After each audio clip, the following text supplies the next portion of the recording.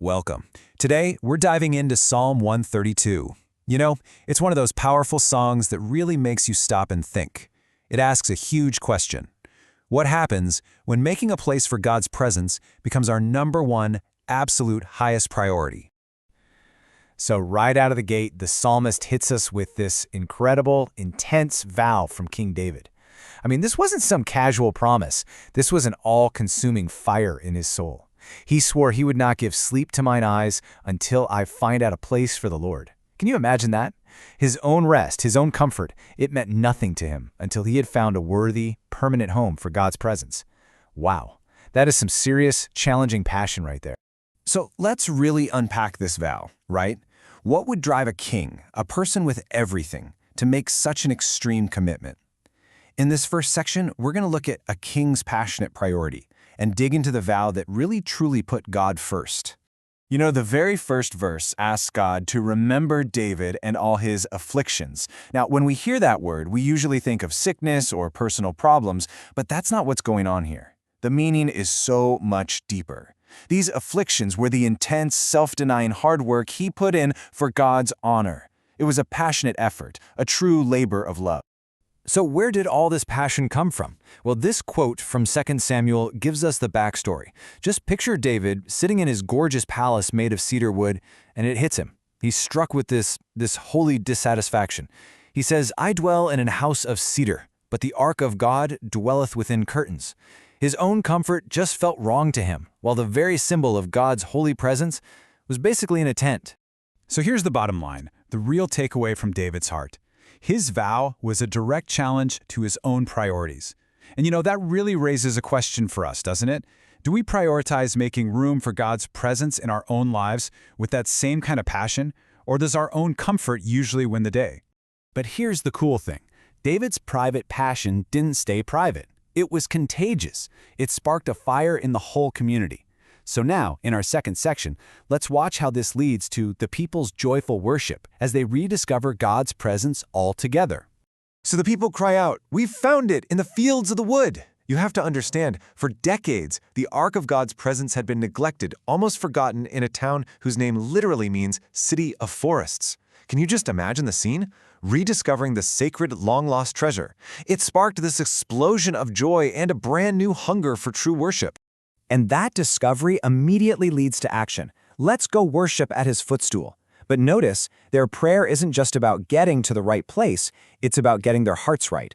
They pray for holiness, that the priests would be clothed with righteousness, and for an absolute explosion of praise, that the saints would shout for joy. This is a perfect picture of worship, isn't it? It's both deeply reverent and wildly joyful. Okay, this is so important for us today. This slide really breaks down the incredible shift from the Old Covenant to the New.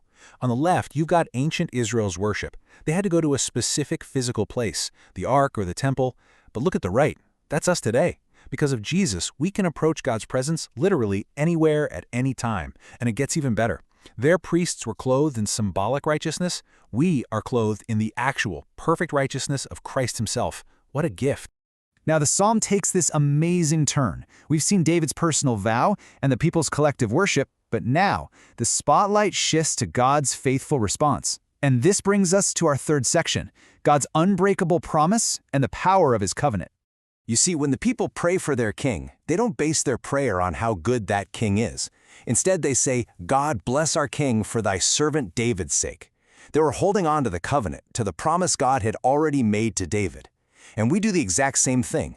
We don't approach God based on our own goodness. No way. We come to him for Jesus' sake, appealing to the new and better covenant he made for us. And this promise wasn't just some fleeting idea. I love this timeline because it shows how God's incredible plan unfolded over hundreds of years. The promise of an eternal king was first given to David. Then his son Solomon remembered it and proclaimed it at the temple's dedication. And finally, it was perfectly and completely fulfilled at the birth of Jesus Christ. That's the faithfulness of God, right there on display. And then, bam, God himself speaks. This whole thing wasn't just David's good idea. God says, "I have chosen Zion. I have desired it for my home." When God says, "This is my rest forever," that is a powerful statement of his sovereign choice and his deep personal desire to be present with his people. And this brings us to the grand finale, the climax of the whole psalm, the true king's victory. This is where all those themes we've been talking about, a dwelling place for God, a righteous people, a promised king, they all come together and find their ultimate fulfillment in one person, Jesus Christ. And let me tell you, the psalm makes it clear that where God chooses to dwell, the blessings just pour out. He promises abundant provision, both physical stuff like bread for the poor and spiritual life, clothing his people with salvation itself. And what's the natural result of all this? Overwhelming, can't hold it in, shout it out loud joy. Okay, before we read the next verse, we've got to understand this word. In the Bible, a horn isn't just an animal part. No, it's a huge symbol of strength, of raw power, and of a king's authority. So when God says, "There will I make the horn of David to bud," this is a massive messianic promise. He's saying that right there, from David's family line, a king with real strength and ultimate power is going to spring forth. And this is the mic drop moment. This is where it all connects. Fast forward hundreds of years, and just listen to what Zacharias says in the Gospel of Luke when he's prophesying about Jesus. God has raised up an horn of salvation for us in the house of his servant David. The exact promise from Psalm 132 explicitly fulfilled. Jesus Christ is that horn, that powerful, saving king. The psalm then wraps up with this stark contrast, this guaranteed victory. For all the enemies of God's anointed king, the end of the story is shame and total defeat. But for the king himself, his crown will flourish. It's going to be glorious and triumphant forever. This is the ultimate, unstoppable victory of Jesus. So, that's the incredible story of Psalm 132. But what does this ancient song mean for you and me right now? Well, in this final section, we're going to take all these powerful truths and boil them down into some practical action steps for living this out in our own lives.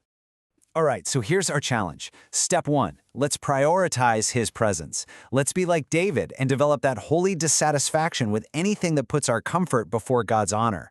Step 2, let's pursue joyful worship. Let's come to God with reverence for sure, but also with a vibrant celebratory heart. Step 3, trust his promises.